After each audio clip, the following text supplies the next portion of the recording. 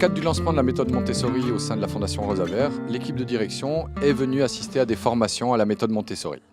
La méthode Montessori est une vraie révolution dans l'accompagnement des aînés, puisqu'il s'agit d'inverser complètement les postulats. On part d'une posture où on ne regarde que leurs pertes, leurs déficits, leurs difficultés, et du coup on fait à leur place pour compenser ça, à une posture où on va partir de leur potentialité, de leur capacité, pour leur permettre de faire eux-mêmes, de garder autonomie et indépendance, et surtout de garder du contrôle et de la décision sur leur vie, bref, de vivre une vie digne qui vaille la peine d'être vécue.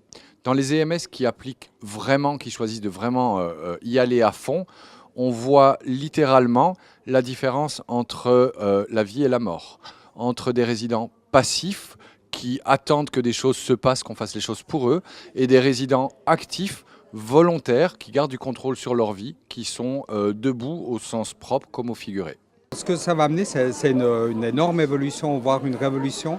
Ça va amener qu'on va beaucoup plus demander au résident quel est son choix pour l'accompagner. C'est lui qui décidera des grands moments de sa vie, en fait, qui lui reste à vivre chez nous.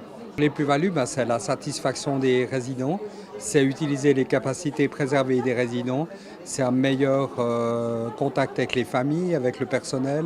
C'est vraiment une émulation autour du résident qui aujourd'hui existe, mais pas sous cette forme.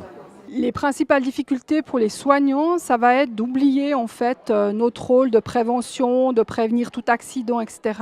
et de faire confiance en la personne et en ses capacités. Pour les gens qui sont plutôt dans les espaces de l'activité, du socio-culturel, c'est vraiment de pouvoir adapter ces activités à la personne, de pouvoir prendre les désirs des résidents et d'être créatif avec les résidents pour pouvoir créer un lieu de vie qui leur corresponde.